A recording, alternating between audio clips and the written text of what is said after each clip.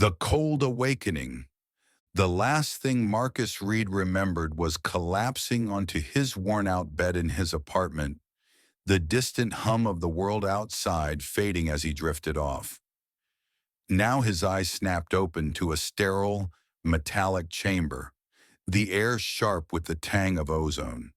His wrists were bound by glowing cuffs, pulsing with a sickly green light. The walls thrummed with a low mechanical heartbeat, and a faint red glow seeped from panels overhead. This wasn't home. This was a ship, a cyborg ship, judging by the grotesque blend of organic and mechanical textures writhing across the walls. Marcus's pulse hammered as he tugged against the cuffs. His last memory was mundane, a half-eaten meal on his table, the flicker of lights outside his window. Now his breath clouded in the frigid air, and a distant clang echoed through the chamber.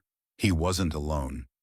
A panel in the wall hissed open, revealing a figure that made Marcus's gut twist. It was humanoid but wrong, its face a patchwork of flesh and chrome, one eye a glowing red optic, the other disturbingly human.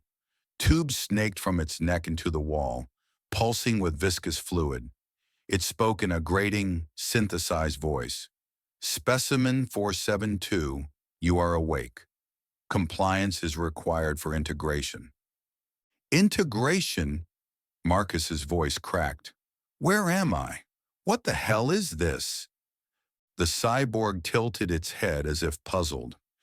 You are aboard the vanguard of ascension. Your organic form will be enhanced.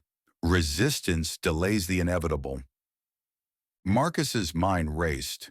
He didn't know how he'd ended up here, but he wasn't about to let these things turn him into one of them. The cyborg glided toward a console, its movements unnervingly fluid. Marcus scanned the room. The cuffs were tight, but the table he was strapped to looked worn, its edges pitted with corrosion. His years as a mechanic had taught him one thing. Old tech always had weak points. The cyborg's back was turned, its fingers flickering over holographic controls. Marcus twisted his wrists, ignoring the sharp pain as the cuffs bit into his skin. A faint click. The left cuff was looser. He worked it quietly, his breath shallow, every nerve on edge as the cyborg's head twitched slightly, as if sensing something. Come on, Marcus muttered, feeling the cuff give. With a final wrench, his left wrist slipped free. His heart leapt as he fumbled with the other cuff, adrenaline masking the pain of torn skin. The cyborg froze, its red optics swiveling toward him. Non-compliance detected, it droned, stepping forward. Marcus yanked his right wrist free and rolled off the table, hitting the cold floor hard. The cyborg lunged, its metal claws grazing his shoulder as he dove behind a cluster of humming machinery. The chamber was a maze of pipes, consoles, and pulsating organic growths that seemed to writhe in the dim light. Marcus scrambled through the shadows, his bare feet slipping on the slick floor. Alarms blared, a piercing wail that made his ears ring. Red lights flashed, bathing the room in a hellish glow. He had no plan, no weapon, just a desperate need to escape. A corridor stretched beyond an open hatch. Marcus sprinted for it, his lungs burning as he dodged another cyborg emerging from a side panel.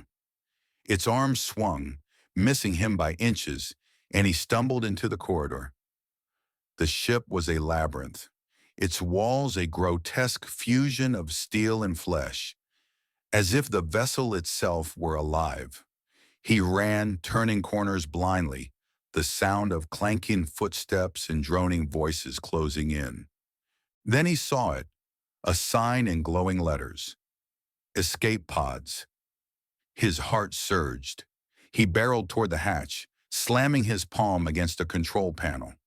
The door hissed open, revealing a row of sleek, cylindrical pods. Footsteps echoed closer, accompanied by the screech of metal on metal.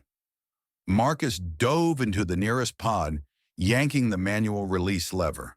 The hatch sealed just as a cyborg's claw scraped against it, sparks flying.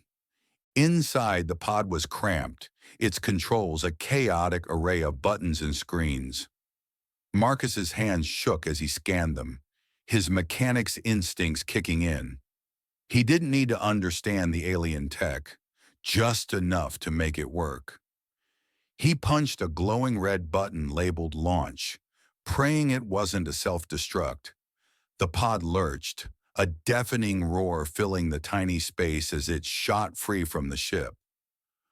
Through the small viewport, Marcus glimpsed the vanguard of Ascension, a massive biomechanical monstrosity floating in the void, its hull pulsing like a living thing.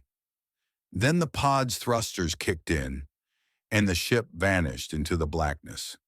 Stars streaked past, and Marcus's stomach churned as the pod rattled violently, caught in some kind of gravitational pull. A screen flickered to life, displaying coordinates in a familiar blue-green orb. His home planet. Marcus's breath caught. He didn't know how long he'd been gone or how he'd been taken, but he was going back. He gripped the controls, guiding the pod as it hurtled through the atmosphere, flames licking the viewport. The shaking grew worse, every bolt in the pod screaming as if it would tear apart. The ground rushed up, a patchwork of fields and forests. Marcus braced himself as the pod slammed into the earth, skidding through dirt and underbrush before coming to a stop. Silence fell, broken only by his ragged breathing. He kicked the hatch open and stumbled out, collapsing onto the grass. The air was warm, thick with the scent of pine and soil. Above, the night sky sparkled, no trace of the cyborg ship. Marcus lay there, heart still racing, staring at the stars. He was home, alive.